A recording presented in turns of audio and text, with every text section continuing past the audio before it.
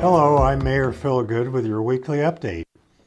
We had a great Independence Day celebration of our nation's birth during the 4th of July week in Prescott. Of course, the 4th of July in Prescott includes the world's oldest rodeo and the Frontier Days Parade.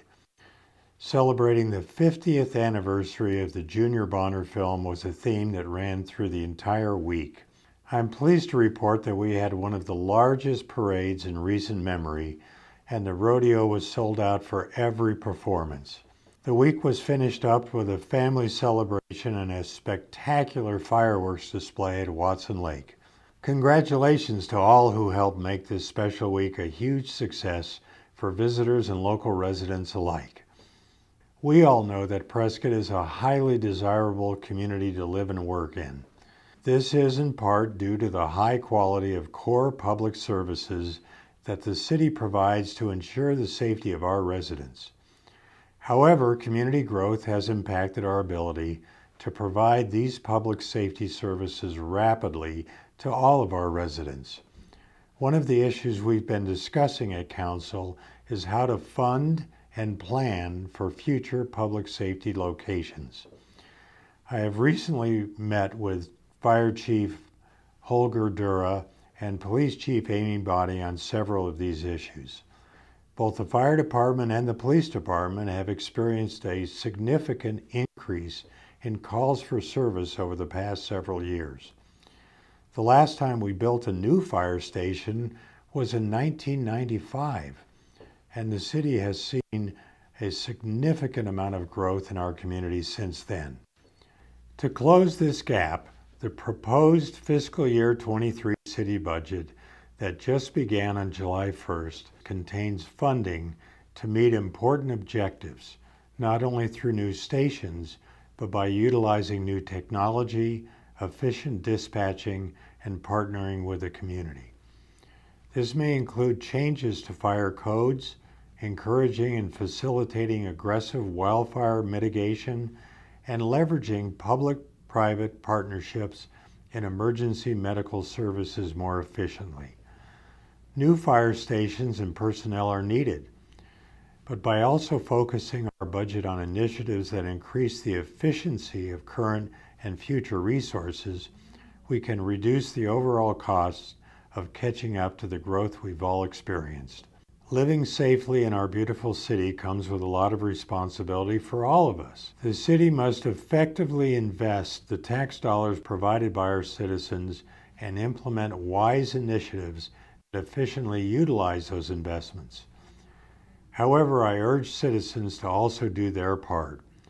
One way residents can do so is by ensuring their properties are fire-wise and prepared for wildfire threats, and by supporting our public safety personnel.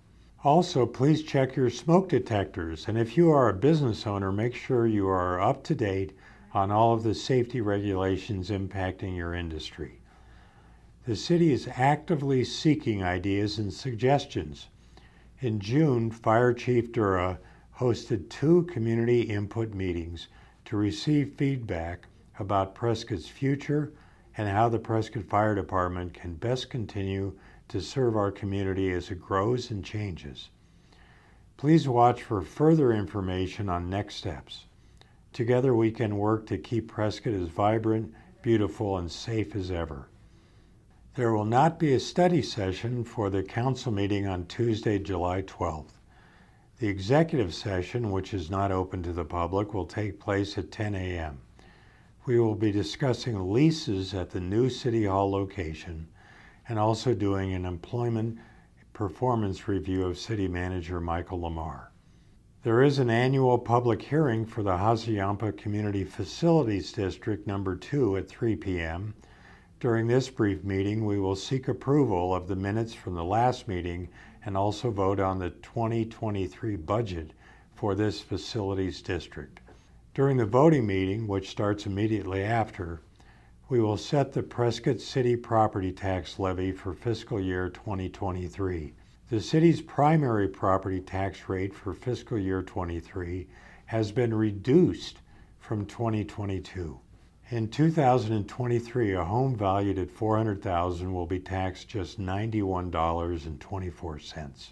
For the sixth year in a row, the city is proposing to keep any tax increase to only the amount attributable to new construction, which is less than the allowable maximum through the Truth in Taxation procedure. The last increase to this maximum was in 2017.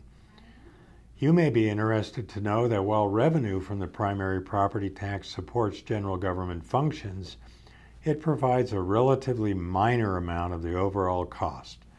To place this in perspective, $1.9 million represents less than 3.5 weeks of funding for the city's public safety operations, police and fire, and is less than 1% of the total city budget. It's important to understand that any other taxes you see on your county property tax bill reflects various taxing authorities which do not benefit the City of Prescott.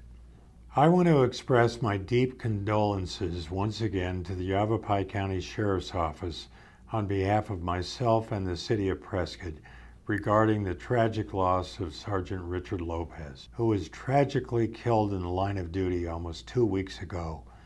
Sergeant Lopez leaves a wife and 2 daughters. I know that the greater Prescott community is generous and supportive. If you would like to give a donation to Sergeant Lopez's family, as I have, the information is below. The Prescott Frontier Days Rodeo Committee also said goodbye to a good friend. Chris Graff, who was the president of the board of directors, passed away on July 2nd, 2022.